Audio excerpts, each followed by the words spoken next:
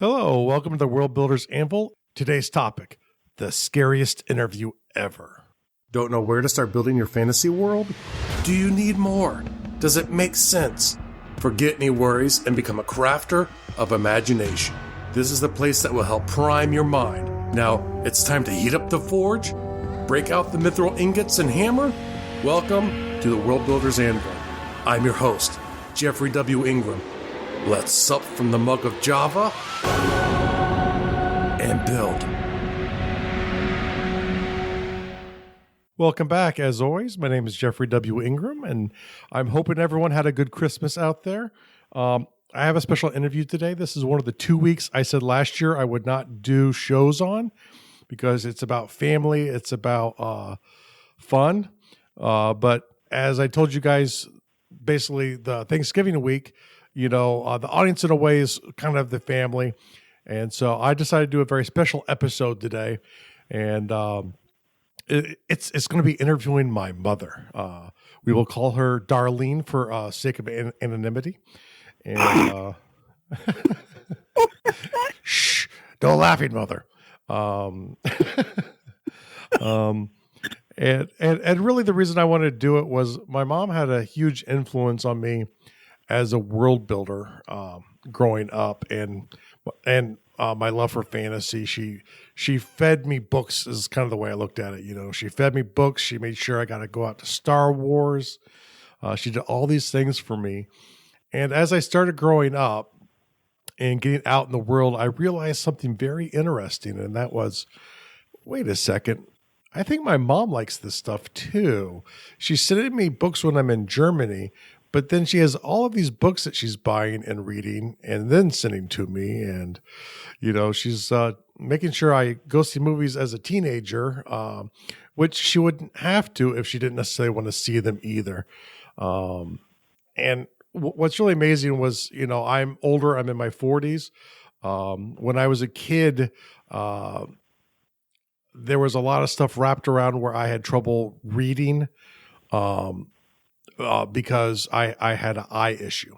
And my mom caught onto this very quickly, and she kind of fought with the schools to get it listened to. And I didn't capture onto the love of reading and of fiction until I was a bit older than my sisters because of this. And then I started playing Dungeons and Dragons with my friends. And about that time, the church came out, and being a good religious family, we listened to the church usually, and they essentially said Dungeons and Dragons is bad. Now, Dungeons and Dragons is probably what specifically led me down the path of world building.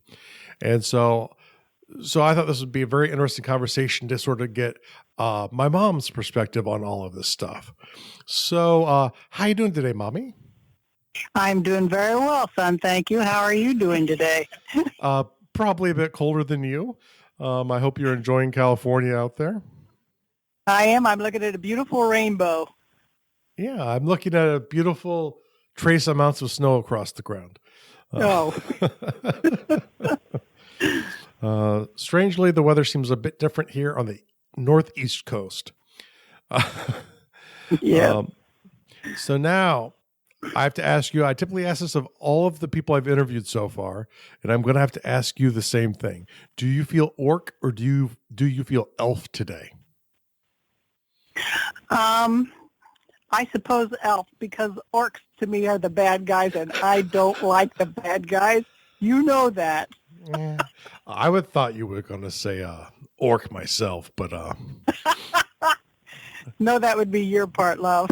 I was going to say the years of bad influence on my part have not yet won the battle. No, you haven't. Unfortunate. Well, I still have years to go. So, all right.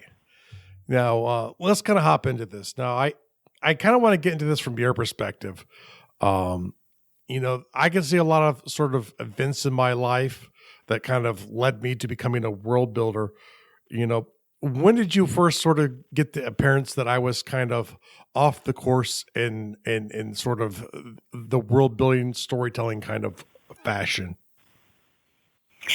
I can't specifically say an age. It's just that you mentioned the eye problem, which bothered me. And as you said, your dad and I had to fight to get attention in the proper way for this.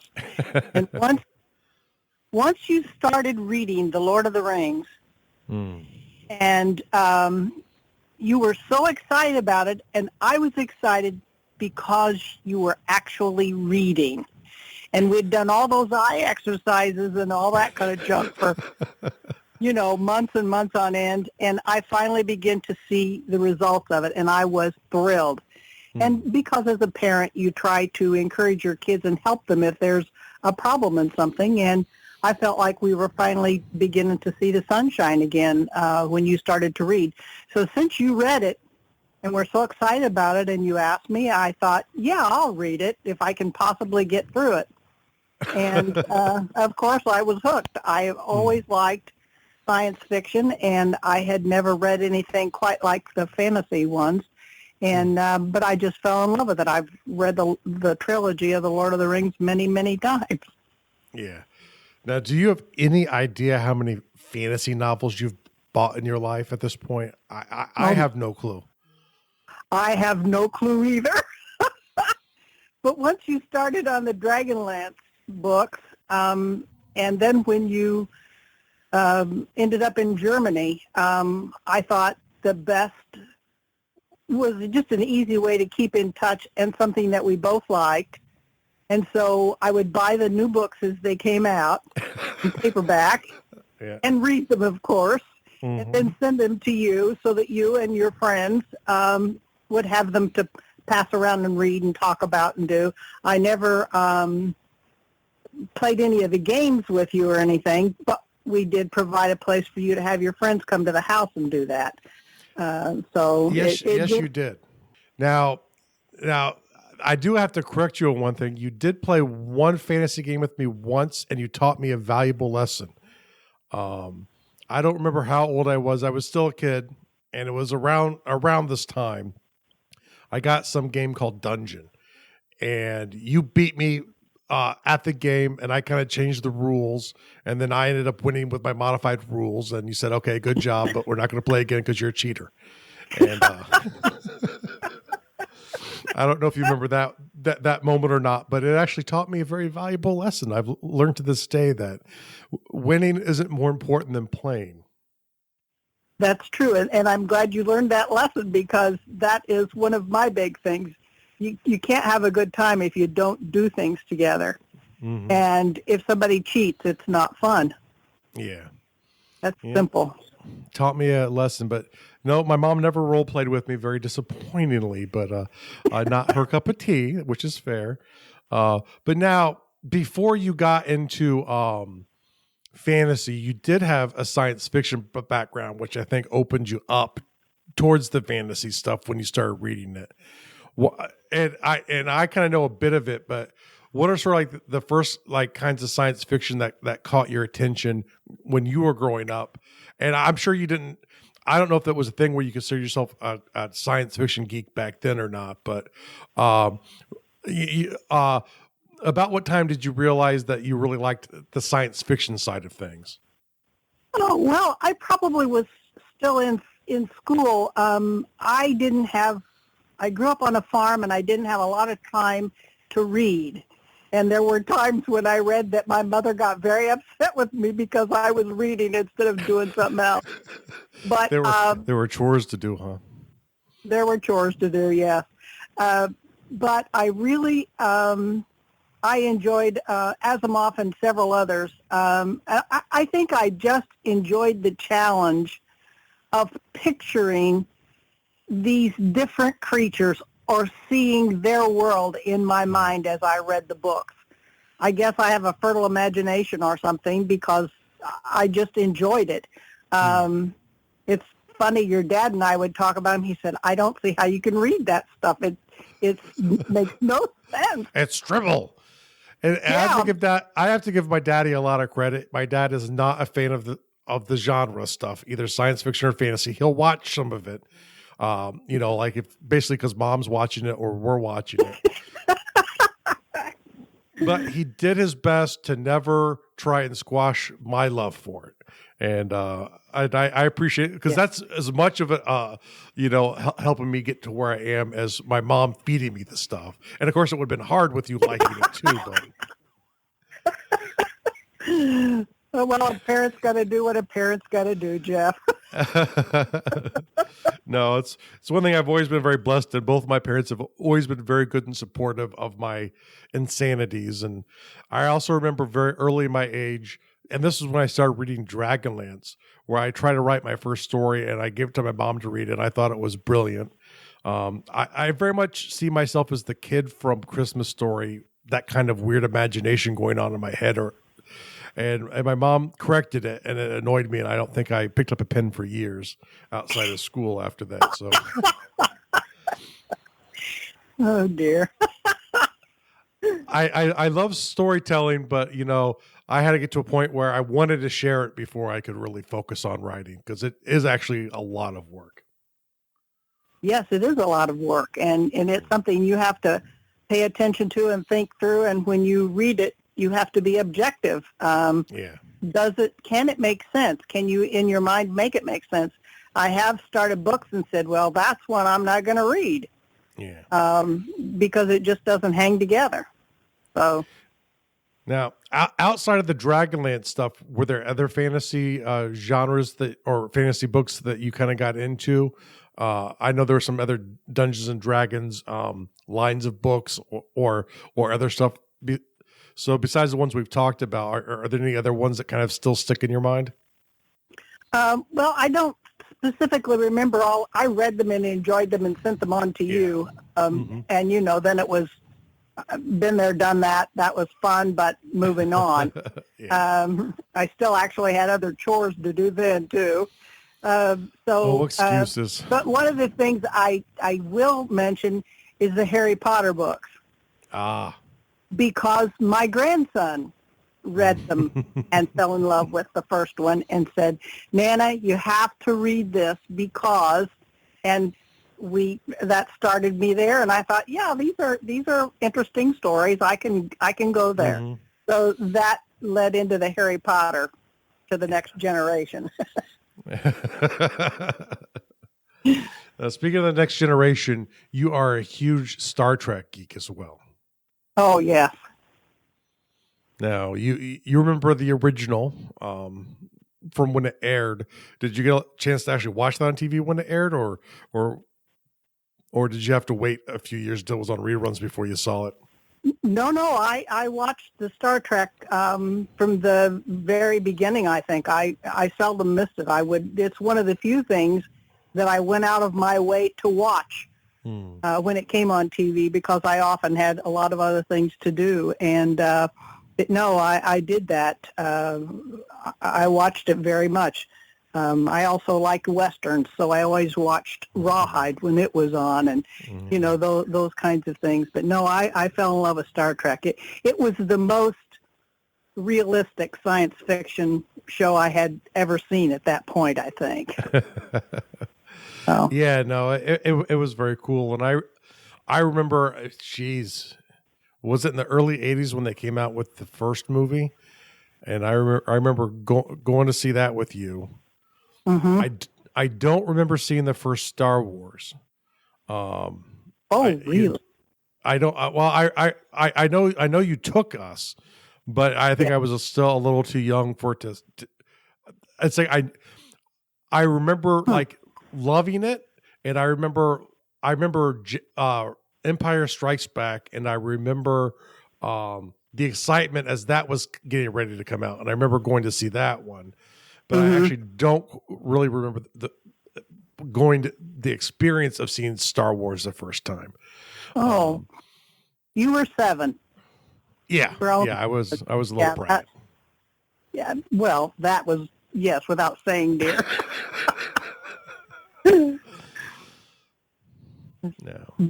Yeah. Now, my love for maps. Maps, in case you don't know, are sort of an important thing for world building. Did you ever have an idea that I was into maps growing up? Well, yes, but we always, even kind of just as a family, enjoyed traveling, even if only you were talking about it. and you always You could enjoyed do that with geography. maps. Mm-hmm.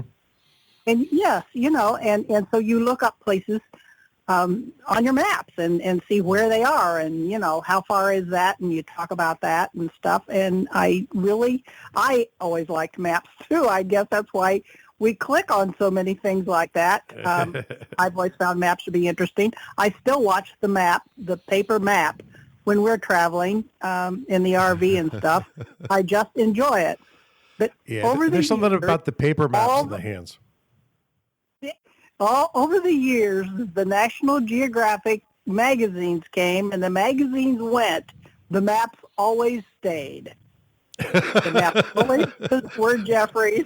I think I probably even sent you a few when you were in Germany. Yeah, I believe you did. I think I occasionally got them until Aiden realized he liked maps, and then the little thief started stealing them all. That's right. Then the grandson started getting the maps. Which, who could deny? Who could deny maps to a different generation? Yeah, no, I always like maps because it's the first step towards fantasy world building in my brain, because it's like you said, you can sit there, you can open up, you can imagine what it's like, and especially with the National Geographic, where you get a map, but they have like articles and stuff talking about the area and the people and how they dress. And I always found it really fascinating, looking at cultures that were different than ours. Right. Right. It's like Europe's neat, and I love traveling to Europe. But especially in a National Geographic, it's nothing like seeing some part of the world that maybe you don't want to travel to because it's too remote for you. Maybe too many dangerous creatures live there, like Australia. Oh dear. Yeah. No, I agree. I think that's one of the things that I like about maps, is because you can use your imagination and. And then when, like you say, the National Geographics, I have always loved because of the beautiful pictures and the articles, and you could read about these places that you knew you probably would never get to go. Yeah. So it made another part of the world that you really didn't know much about, other than the name of it, be a real place when you could see the pictures and the people that lived there and read about how they lived. Yeah. And I kind of think, in a way, it was Lord of the Rings got me to love fantasy, but it was maps and geography that got me to want to be a world builder. Because it was like one of my flaws, or one of the aggravations I always had as a kid, and you probably don't know this, is when I was playing the games, the worlds just never quite seemed real enough for me.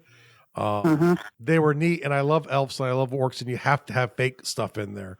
But the cultures never seem to be rich like you could get in a culture, halfway around the world. And I don't know, that's, I think, one of the things that sort of really got me going world building. And then, obviously the fun with kids. Now, I want to step back for a second and go back to Dungeons and Dragons, because one of the things I remember, growing up was, in general, as a child, beware to cross adults even when they're wrong.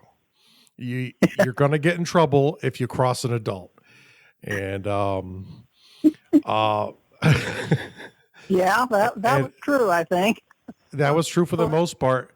However, how come when it came to Dungeons and Dragons, not only did you stand up for me against adults, but you did it to the church, which, growing up as a religious farm girl, that must have been kind of a tough thing to do. I don't know, maybe because you're a tough woman that wasn't, but do you remember that event? Can you go back there for a moment? Yes, actually I do, because the pastor was talking to me about it, and as you said, he disapproved of it because of some of the more gross-looking characters in it, and the fact that you should be reading the Bible, which I have to agree with. I still do that, but fantasy isn't wrong either, and I just felt so strongly. It was like Santa Claus. Some people say you lie to your kids if you say there is a Santa Claus. But I totally believe in Santa Claus, even still today.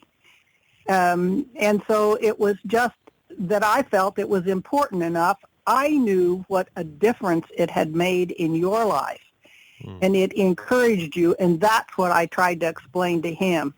And I said, as long as a parent, I know what's going on in my son's life, and I can watch for problems that come up, then I don't see that it's a problem. It's something that makes him read. It makes his imagination work. It makes him dig into things that he otherwise wouldn't be doing anything worthwhile. He'd probably be getting into trouble. So, I never did that. I was an angel. Oh, well, I think we'll have to agree to disagree on that one, dear. Now, I'm sitting here looking at my book collection right now. And I have all kinds of odd books, like a book about games throughout the world, mythology, which isn't too shocking, art, architecture books, language books, philosophy books. I'm not sure when I started getting these kinds of books, and maybe it was when I was role playing, but do you remember me having a weird eclectic collection of nonfiction books when I was growing up, or is that something that I kind of came into later, and I'm not really sure how it started, but it's filled my library now? I think that a lot of those came to you as you began to grow older. You didn't have so much of them. There were books like that around because we all liked books, and we all liked something a little bit different. Anita was always, and Jenny too for that matter, both absolutely avid readers of nonfiction as well as fiction. And so I know you were subjected to and had the opportunity to read those. Yeah. It's just that the fantasy and science fiction books were what got your interest and got you started. Yeah. And without that start, reading is so very important. And you can do anything you want to if you learn to read. And it's just such an important basic building block of your life to be able to read well. And so it was something that was extremely important. And we've encouraged all three of you to read and enjoy books. I used to read to the family, especially when we would be on a long car trip, like going down to Nana and Papa's. Are we there yet? Well, we didn't really do that because I would be reading The Borrowers, and then Dad would say, you can't read any more of that unless we're all there, because he wanted to know what happened to it. That was always a good thing with Daddy. It's like, it wasn't his kind of stuff, but he liked to know the ends of stories. He couldn't do without that. So right. So definitely the love of storytelling, but more of a Tom Clancy kind of guy. Yes, very much a Tom Clancy, and I love those books too. Those were ones that he bought them as a hardback when they came out, which I thought was disgraceful. Just wait another 6 months, for the paperback. But he bought the hardback books, but as soon as he was done reading them, I had no problem picking them up and reading them. So, well, if he's going to waste the money on them like that, spend that's right, Yeah. Then the Windsor Locks Library was eventually much richer for his avid book buying, and he traveled so much that he would buy them because that's what he saw that he wanted to read. And then later, Jenny, when they lived in Windsor Locks, she took a bunch of the books when knew we were going to be selling the house there, and started donating them to the Windsor Locks Library. So I hope that there are a lot of other people that have gotten to read, and as you say, it's really an eclectic mix of all kinds of books to read. So, well, I think that's the greatest thing. It's like most of the books that I get, unless they're for reference purposes, I like to give them away if I enjoyed them. Yeah. Because you if you get anything out of them, it's worth passing it on to someone else. So maybe they will get more, maybe they'll get less, but then they can pass it on. But that's the great thing about books is you can hand them on to someone else. That's true. That is true. And we've shared a lot of them. When Anita got married and we moved away from where she was, we'd send her books. When she was young married, she didn't have money to buy by the book. So when one of us or both of us would read them, and then we'd talk to her about it, and she'd say, yeah, go ahead and send it to me. I'll read it. So books have been just an important thing for all of us as a family. Now, I have to ask you this as a person who's seasoned in reading. Ebooks, do you like them? I know it's different than reading a book, but are you getting into the ebook scene? Do you not prefer them, or is there circumstances in which you prefer them or not?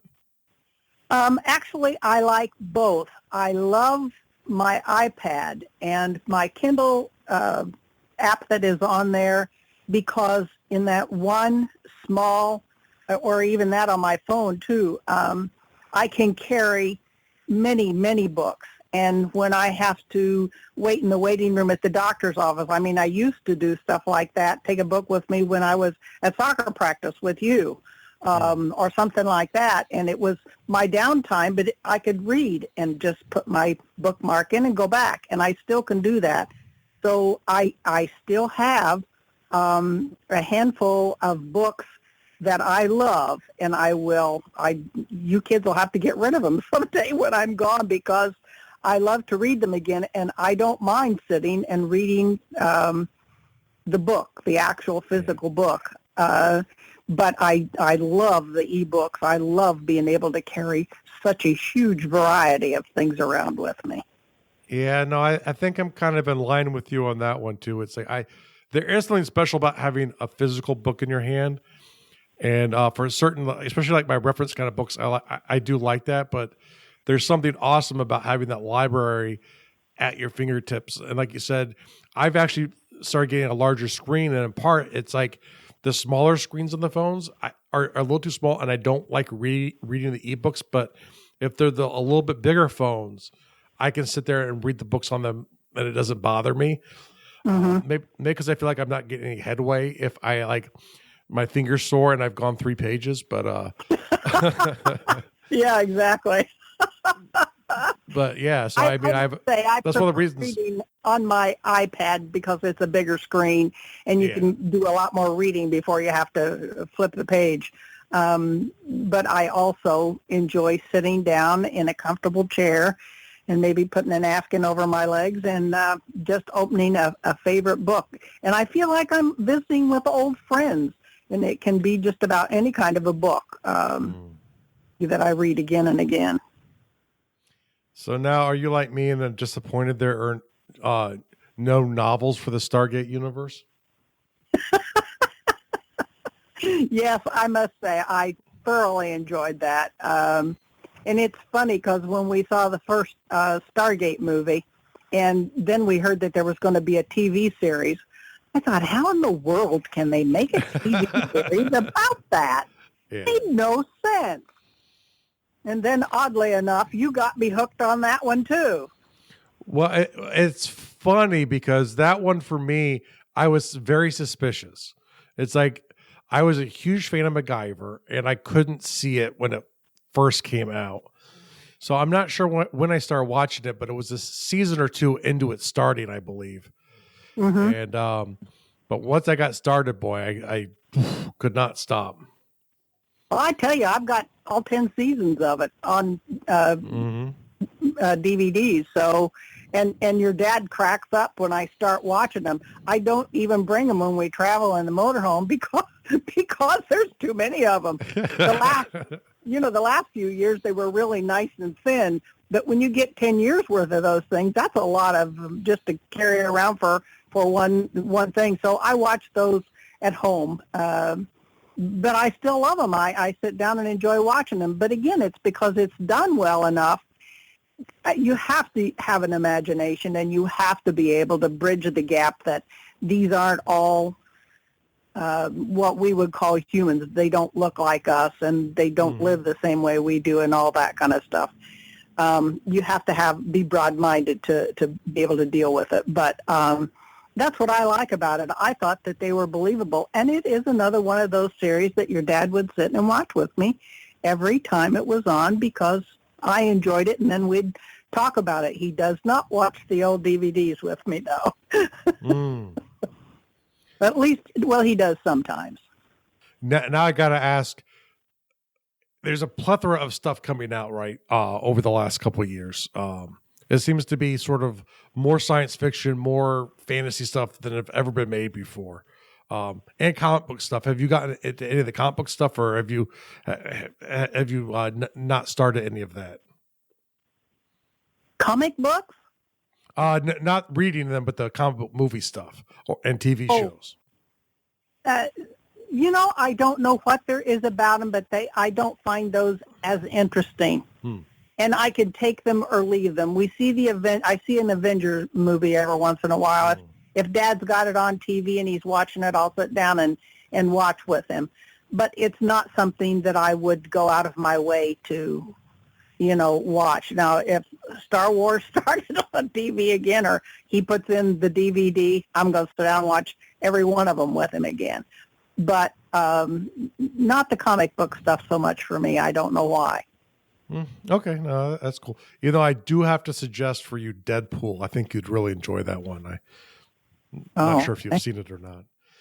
I got kind of accused by my wife of somehow being connected to the character, so it's sort of a naughty Jeff.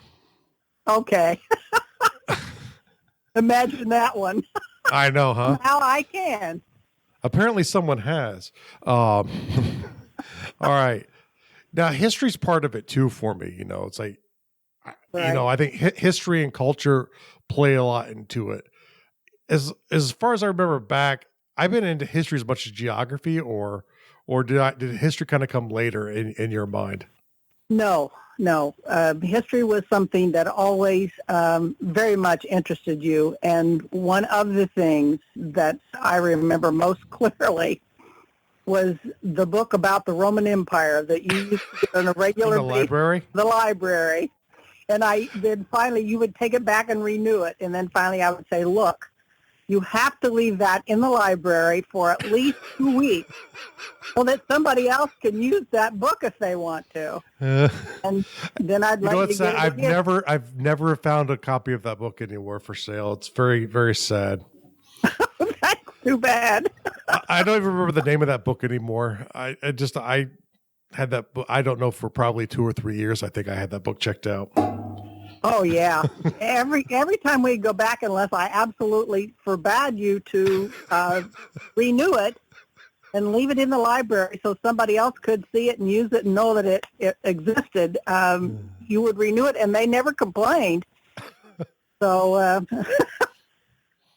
probably not one of those high demand books of theirs. No, I would guess it probably wasn't. Well, all right, Mommy. So do you have any other parting thoughts, parting things, interesting things that you're looking forward to out there in the science fiction or fantasy world, the weird genre stuff? I know you're not a horror person. No, I'm not a horror person at all. They just said the second of the new Star Wars movies is coming out soon. So naturally, I want to go see that. I think it might have came out last night. Rogue One, yeah. Well, I think some people were able to see it, but I thought it was in the next day or two that it was supposed to open, across the country. I don't know. I don't watch much TV, but when we're living in the motorhome, I can't get completely away from it. So I hear snippets of things. So I get more than I do at home, where I just can avoid the TV altogether. I'm looking forward to seeing the new Star Wars ones. I was thrilled when the first one came out. I suppose partly because the people that were in the original Star Wars ones were tied in it. Yeah. Yeah, were brought into the thing. So I'm looking forward to that. Otherwise, I'm not too much into that right now. I'm crocheting and doing needlework and stuff like that, and been getting settled here where we are right now, and getting everything in order. So it doesn't take too long to clear up in the motorhome, so that's always helpful. Less room for Dad to make a mess too. So. Well, that's true too. He just turns on all the lights and leaves them on. Well, I do love you, Mommy. I'm gonna let you go here, and thank you so much for coming on. I know this is sort of a weird thing for you, but for some reason I got a bug, and I just needed to do it. So I appreciate you putting up with some weird questions for a little while for me. That's fine. I love you too, son. I'm glad I could help.